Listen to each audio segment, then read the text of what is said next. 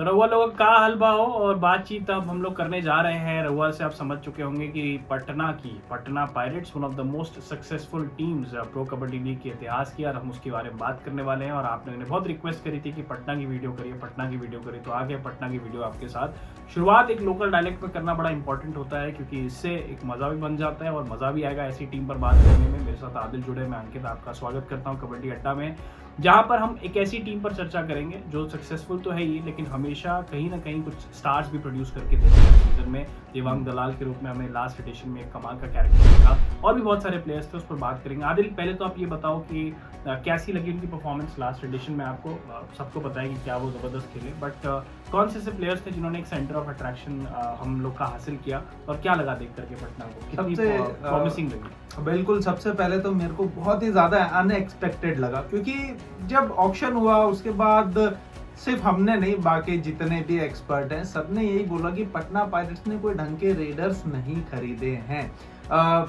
Defenders अच्छे थे, शुभम शिंदे, अंकित जगलान, ये सब संभाल लेते, लेकिन रेडर्स अच्छे नहीं थे एज पर दी ऑक्शन। लेकिन जैसे जैसे टूर्नामेंट बढ़ा और देवांग दलाल ने अपने जो पासे निकाले और अपने मूव्स निकाले, वो बहुत ही ज्यादा अनएक्सपेक्टेड था। पूरे अपने शायद पहले दूसरा या तीसरा सीजन है उनका, इससे पहले जयपुर पिंक पैंथर्स में 2 सीजन खेले हैं, तीसरा सीजन था ये इनका, और पटना पायरेट्स के साथ इनको लीड करने का मौका मिला। और ऐसा कह सकते हैं कि इनका सबसे बेस्ट सीजन रहेगा, क्योंकि 300 से ज्यादा रेड पॉइंट्स उन्होंने लगाए हैं इस सीजन देवांग दलाल ने।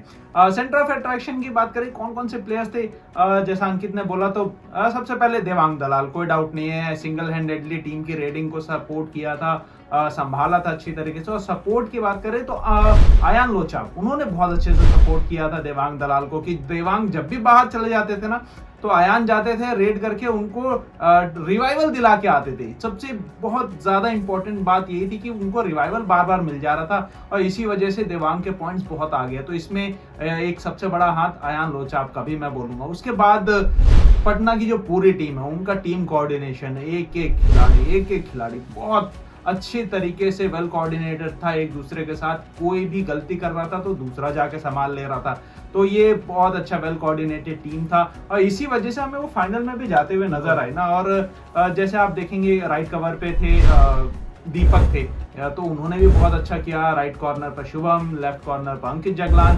जबरदस्त टीम थी, बहुत मजा आया इनके परफॉर्मेंस। वो टीम तो बहुत अच्छी थी, लेकिन टीम के बाद हम बात करते हैं कोच की। कोच बदल चुका है, नरेंद्र रेड्डी सर थे इनके कोच लास्ट ईयर, इस बार अब वो नहीं है उनके साथ अब जुड़े हैं one of the legendary players. Narendra Reddy sir भी लेजेंड है, नो डाउट अबाउट इट, लेकिन अब एक और लेजेंड प्लेयर इनके हिस्से में जुड़ चुका है, जिसने पहले भी एज अ प्लेयर कॉन्ट्रीब्यूट किया, एज अ कोच कॉन्ट्रीब्यूट किया। नाम है उनका अनूप कुमार, जिन्हें किसी इंट्रोडक्शन की जरूरत नहीं है, बोनस किंग कहा जाता है, बोनस का बादशाह कहा जाता है।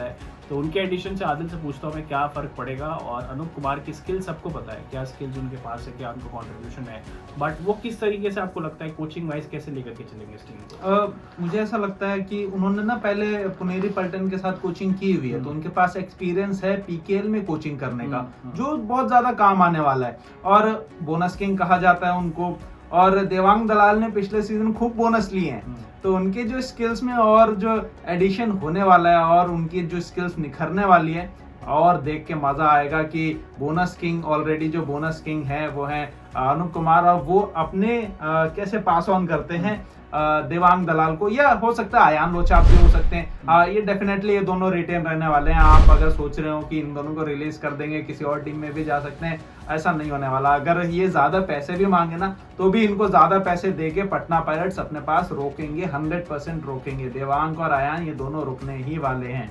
तो अनूप के साथ जब इनकी कोऑर्डिनेशन बनेगी बहुत मजा आएगा, क्योंकि बोनस किंग है वो, और वो कैसे पास ऑन करते हैं अपने स्किल्स को, वो देखने में मजा आएगा। और मुझे ऐसा लगता है कि अनूप कुमार जो उनकी प्रीवियस एक्सपीरियंसेस हैं कोचिंग के, और न सिर्फ पीकेएल में बल्कि नेशनल लेवल्स के जो टूर्नामेंट्स होते हैं उसमें भी अनूप कुमार कोचिंग करते हुए नजर आते हैं। हाल ही में एक वीडियो भी वायरल हुआ है कि अनूप कुमार नजर आ रहे हैं देवांग दलाल के साथ एक नेशनल टूर्नामेंट में, उनको कोचिंग करते हुए, गाइड करते हुए। तो वही हमें पटना पायरेट्स में अब देखने को मिलेगा, और वहां पे देवांग ने बहुत अच्छा परफॉर्म भी किया था, तो अब पटना में जब वो आएंगे तो और अच्छे से परफॉर्मेंस करेंगे। बस डिफेंस जैसा इस सीजन खेला है ना, वैसे ही डिफेंस अगले सीजन भी खेले तो पटना इस बार फिर मेरे को लगता है कि ट्रॉफी जीत जाए। बिल्कुल एक्सपेक्टेशन कम थी, जैसे आदिल ने बताया कि हमने कभी नहीं सोचा था कि पटना रनर अप रहेगी लास्ट एडिशन में, क्योंकि बड़े 2 प्लेयर्स चले जा चुके थे। अभी मुझे बात करनी है आगे किसको रिटेन करेंगे, किसको रिलीज करेंगे, बट उससे पहले एक सवाल जो मैं आदिल से पूछना चाहता हूँ, क्योंकि हमने एज ए जर्नलिस्ट भी सवाल पूछा और मैंने तो एक्सेप्ट भी किया था जब मैं पटना पायरेट्स की प्रेस कॉन्फ्रेंस में था कि मुझे लगा ही नहीं था कि ये टीम यहाँ तक पहुंचेगी। और एक तरीके से आप रनर अप का मतलब ये है कि एक खराब दिन आपका फाइनल, अदरवाइज आप one of the best teams ही हैं लीडिंग थे जी। तो इसमें सवाल जो मैं पूछना चाहता हूँ आदिल को ये है कि सचिन तंवर को इन्होंने रिलीज किया, मोस्ट एक्सपेंसिव प्लेयर थे, तमिल के लिए खेले वो, और इसके साथ साथ जो उन्होंने चेंजेस करे डिफेंस में अगर हम बात करते हैं तो कृष्ण धुल को जो रिलीज किया, ये टैक्टिकली एक बड़ी मिस्टेक हमें लग रही थी, हालांकि अब मिस्टेक अब दिखती नहीं, बट उसके बाद क्या लगा कि किस तरीके से टीम उभरी, क्योंकि हमारे माइंड में तो ये था कि एक्सपीरियंस प्लेयर नहीं है इनके पास, क्या होगा क्या नहीं होगा,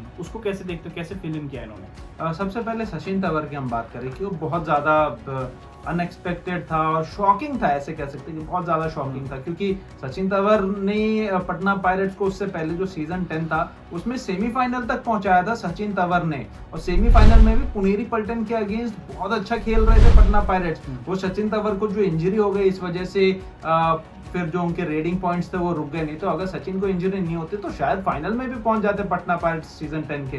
तो उसके बाद फिर ऐसा लगा कि सचिन को कैसे रिलीज कर सकते हैं, तो फिर उसके बाद जब दोबारा से सचिन से बात हुई इंटरव्यू में, उन्होंने बताया कि मैं खुद से रिटेन नहीं होना चाहता था, मैं चाहता था कि मैं ऑक्शन में आऊं। वो ऑक्शन में इसीलिए आ पाई क्योंकि पटना पायरेट्स उनको रिटेन तो करना चाहती थी लेकिन वो खुद ही नहीं हुए, इस वजह से सचिन को रिलीज करना पड़ा उन्हें। कृष्ण धुल की बात करें तो वो भी शॉकिंग था, क्योंकि सीजन 10 में सेकंड मोस्ट टैकल पॉइंट्स उन्होंने हासिल किए थे कृष्ण धुल ने मोहम्मद रजा शादलू के बाद। तो मुझे ऐसा लगा कि उनको तो जरूर रखना चाहिए था, लेकिन उनको जब रिलीज किया और फिर जब वो दूसरी टीम में गए, वहां जब परफॉर्मेंस दिखाई कृष्ण धुल ने, पुनेरी पल्टन में ही गए थे, लेकिन वहां पे जब खेला उन्होंने तो बहुत ज्यादा अच्छा परफॉर्मेंस आई नहीं उनकी। उनकी जो परफॉर्मेंसेस थी वो बहुत डिक्लाइनिंग स्टेज पे थे। तेलुगु में थे कृष्ण धुल, हाँ बिल्कुल, तेलुगु टाइटंस में थे पवन सरावत के साथ ही। तो पहले मैच में तो अच्छा किया उन्होंने, लेकिन उसके बाद फिर लगातार उनकी परफॉर्मेंस देखी हुई, और उसके बाद देखिए कि उनको फिर प्लेइंग 7 में भी मौका नहीं दिया कृष्ण धुल को, उनके जगह शंकर गदई खेलने आ गया। शंकर गदई ने वो अपॉर्चुनिटी ग्रैब करी और बहुत अच्छा परफॉर्म किया कृष्ण धुल के जगह पर। तो मुझे ऐसा लगा कि कृष्ण धुल को छोड़ के फिर अच्छा किया, क्योंकि पहले उन्होंने बहुत अच्छा किया था लेकिन छोड़ दिया, और छोड़ने के बाद उनकी परफॉर्मेंस डाउन हुई, तो मुझे लगा कि ठीक है। और उनकी जगह पे फिल इन किसको किया था? शुभम शिंदे को, बंगाल की तरफ से बहुत अच्छा खेले थे शुभम शिंदे, आए पटना पायरेट्स में भी कमान संभाली और बहुत अच्छा यहाँ पे भी खेले वो। अच्छा, इसमें आपने एक बड़ा इंटरेस्टिंग नाम लिया, तो let's address the elephant in the room. अंग्रेजी में बड़ी प्यारी सी कहावत है, लाइंस है, कुछ भी कह लीजिए। बेसिकली मैं बात करना चाहता हूँ कि किस प्लेयर को आप रिलीज होना चाहिए इस टीम से, और शादलू का आपने नाम लिया एंड में। हम हमेशा शादलू को जोड़ देते हैं, जो बंदा कहता होगा कि यार हमेशा शादलू को ऐड कर देते हैं, क्या कर भाई प्लेयर ही ऐसा कमाल का है। हाँ, क्योंकि अभी देखिए ना पीकेएल में कौन सबसे अच्छा खेल रहा है, चाहे आप रेडिंग ले लीजिए चाहे डिफेंस ले लीजिए, दोनों मिला के भी देख लीजिए, तो शादलू से बेटर अभी कोई नहीं दिख रहा है। तो सवाल यही है मेरा आपसे कि किसको रिलीज करेगी पटना, पहले तो आप ये बता दो किसके चांसेस हाईली रिलीज होने के, और दूसरी चीज ये बता दो किसको लेने की क्षमता है इनके पास, या किन प्लेयर्स को ले सकते हैं। पर्स अमाउंट भी एक बहुत बड़ी चीज आ जाती है इनके पास, तो पर्स अमाउंट बहुत बचेगा, क्योंकि जब ऑक्शन खत्म हुआ था ना तभी ये कुछ अमाउंट अपने साथ लेकर गए थे, और अभी भी इनके पास इतना पर्स अमाउंट बचना चाहिए जब ये रिलीज कर देंगे खिलाड़ी। और मुझे लगता है जो प्लेइंग 7 है उसमें ज्यादा चेंजेस नहीं होंगे, हो सकता है मेरे हिसाब से गुरदीप को शायद वो रिलीज कर दे, क्योंकि ऑन एन एवरेज उनका जो सीजन था वो ना ओके से थोड़ा सा नीचे था गुरदीप का, तो हो सकता है गुरदीप को वो रिलीज कर दे। बाकी जो प्लेइंग 7 था जिसमें अरकम शेख भी है, अरकम शेख को भी रिटेन करने वाले हैं वो, मेरे को ऐसा लगता है। लेफ्ट कवर पे खेलते हैं अरकम शेख और बहुत कमाल का खेलते हैं, तो उनको भी रिटेन करें, तो प्लेइंग 7 उनकी रिटेन रहेगी। लेकिन गुरदीप एक बड़ा नाम है जिनको वो रिलीज कर सकते हैं। बाकी जो छोटे नाम है जिनको ज्यादा मौका नहीं मिला खेलने का, उनको रिलीज कर सकते हैं, अपना पर्स अमाउंट बढ़ाएंगे, और जो बड़े स्टार प्लेयर है जैसे देवांग हो गए या आयान हो गए, उनकी जो सैलरी है वो बढ़ा के देंगे। और जब रिलीज हो जाएंगे खिलाड़ी तो मुझे ऐसा लगता है कि इनको कोई एक बढ़िया सा फिर से कोई ऑलराउंडर देखने की जरूरत है। मतलब आप ना ही समझो शादलू के लिए, शादलू मुझे नहीं लगता कि क्योंकि शादलू हरियाणा छोड़ेगी नहीं मुझे, हाँ, छोड़ भी देगी तो चांसेस कम लग रहे पटना। नहीं, अब मुझे इसलिए भी है कि पटना नहीं ले पाएगी क्योंकि उनका जो लेफ्ट कॉर्नर है वो अंकित जगलान है, वो डेफिनेटली बहुत अच्छा खेल रहा है, और इस बार उनको एमवीपी भी मिला है अंकित जगलान को, सॉरी एमवीपी कह रहा हूँ, हाँ defender of the season Defender of उनको the मिला season अंकित award, जगलान को। जी, जी। तो अब उनको तो कभी रिलीज नहीं करना चाहेंगे, और लेफ्ट कॉर्नर दोनों की पोजीशन है, तो अगर शादलू आ गए तो अंकित जगलान कहाँ खेलेंगे, तो ये नहीं होने वाला। शादलू नहीं आएंगे पटना पायरेट्स में, अंकित जगलान ही रहने वाले हैं। अच्छा क्विकली लास्ट 2 क्वेश्चंस पर आता हूँ आदिल भाई। रिटेंशन के चांसेस तो आपने बता दिए कि मोस्टली अयान मतलब जो कोर टीम है इनकी हाँ, टीम वो core रिटेन रहेगी। retain ऐसा कोई रहेगी। सरप्राइजिंग नाम है जो आपके हिसाब से रिटेन हो जाएगा? कोई सरप्राइजिंग परफॉर्मेंस, कोई सरप्राइजिंग नाम, ऐसा कुछ? नहीं सरप्राइजिंग कोई नहीं रहेगा, क्योंकि जितने भी सातों खिलाड़ी खेले थे उन सबने अच्छा खेला था, तो मुझे लगता है कि वो रिटेन रहेंगे ही रहेंगे। लेकिन अगर मुझे सरप्राइज ऐसा लग सकता है, मेरे को लग रहा है, इंट्यूशंस है कि राइट कॉर्नर शुभम शिंदे को शायद छोड़ सकते हैं, क्योंकि एवरेज परफॉर्मेंस थी उनकी, बहुत ज्यादा एक्सेप्शनल परफॉर्मेंस नहीं थी जैसा उनसे उम्मीदें थी। हालांकि मुझे लगता है कि शायद नहीं इस वजह से भी छोड़ सकते हैं क्योंकि एक्सपीरियंस कहीं ना कहीं आपको चाहिए। जो मुझे लगा भी था जब मैं प्रेस कॉन्फ्रेंस करने गया था तो सवाल से भी लगा था कि यार एक एक्सपीरियंस प्लेयर का होना बहुत जरूरी है, तो वो कहीं ना कहीं मुझे लगता है वो एक एंगल है। तो बड़े प्लेयर है नो डाउट अबाउट इट, तो शायद एक्सपीरियंस एक फैक्टर है जिसकी वजह से मुझे लगता है कि शुभम को ही रिटेन तो क्या वो रेडिंग डिपार्टमेंट में क्या वो आ सकते हैं, प्रदीप नरवाल और पटना पायरेट्स की जोड़ी दोबारा बन सकती है? इसी पे आ रहा था मैं। आप बताओ, आप आई गए तो आप स्ट्रेट अवे मुझे हाँ बिल्कुल, मुझे ऐसा लगता है कि पटना पायरेट्स में नहीं जा पाएंगे, क्योंकि अनूप कुमार आएंगे, अब वो कोचिंग करेंगे। अनूप कुमार मतलब वो हमेशा यंगस्टर्स के साथ घुलना मिलना और यंगस्टर पे बैक करते हैं, यंगस्टर्स को बैक करते हैं वो बहुत ज्यादा। वो तो एक्सपीरियंस खिलाड़ी प्रदीप नरवाल के पीछे वो नहीं जाने वाले, मेरे को ऐसा लगता है। लेकिन हाँ, अगर उनके पास पर्स अमाउंट बच गया और उनके पास उनकी जो उन्होंने जो सेलेक्ट कर रखे खिलाड़ी वो उनका मिल गया, उसके बाद अगर पर्स अमाउंट बच जाता है तो फिर वो खरीद सकते हैं। हालांकि chances are very low, I agree, बहुत कम चांसेस है, क्योंकि अगेन हमने उनकी टाइम एंड अगेन स्टेटमेंट सुने हैं और जिस तरीके से मुझे भी लगता है, मैंने कहीं सुना भी था कि उन्होंने ये कहा था कि हमेशा यंग गन्स को अब चांस देना चाहिए, क्योंकि यंग गन्स आएंगे तो और ज्यादा मैच एक्साइटिंग होगा। और ये गेम जो है ना बहुत उस चीज का एजिलिटी का गेम है, एजिलिटी का भी गेम है, कम्बैट स्पोर्ट भी है। और सबसे बड़ी बात ये है कि शेल्फ लाइफ बहुत कम है, एक पीक शेल्फ लाइफ किसी स्पोर्ट्समैन की कम है कबड्डी में, तो उस हिसाब से आप यंग प्लेयर्स को ही पिक करना चाहते हो जो ज्यादा एजाइल हो, ज्यादा फुर्ती हो उनके अंदर। चलो लास्ट क्वेश्चन मैं आपसे पूछ लेता हूँ, एक तो ये प्रेडिक्शन बता दो कि कहाँ स्टैंड आउट कर रही है टीम, और दूसरा बैलेंस बिगड़ा है, डगमगाया है, कैसा है इनका बैलेंस, कैसा है ऑन पेपर? अभी बैलेंस बहुत अच्छा है, अभी भी ऑन पेपर इनका बैलेंस बहुत अच्छा है। कोच जरूर बदले, एक मैं कोच पे भी मैं बोलना चाहूंगा, क्योंकि नरेंद्र रेड्डू ने आपकी टीम को फाइनल तक पहुंचाया, फाइनल तक पहुंचने में ही अपने आप में एक बड़ा मुकाम है। उसके बावजूद अगर आपने नरेंद्र रेड्डू को छोड़ दिया, उनको जाने दिया किसी और टीम में, तो फिर ऐसा नहीं करना चाहिए था मेरे हिसाब से। उस टीम के साथ पहुंचाया जिसमें बहुत बड़े नाम, हाँ बहुत बड़े नाम नहीं थे, एक्सपीरियंस खिलाड़ी भी नहीं थे कोई, तो मैं एग्री करूंगा बिल्कुल उनको छोड़ना नहीं चाहिए था। मेरे को ऐसा लगता है कि नरेंद्र रेड्डू अब जिस टीम में भी गए हैं वहां पे अच्छा करेंगे, लेकिन उनको छोड़ना नहीं चाहिए था। हालांकि अनूप कुमार नो डाउट बहुत अच्छे खिलाड़ी हैं, लेजेंडरी खिलाड़ी हैं, उन्होंने कोचिंग भी बहुत कर रखी है, लेकिन नरेंद्र रेड्डू ज्यादा बेटर थे अभी फिलहाल पटना पायरेट्स के लिए, क्योंकि वो ऑलरेडी घुले मिले हुए थे सारे खिलाड़ियों के साथ और उनकी जो बॉन्डिंग है वो बहुत अच्छी बनी हुई थी।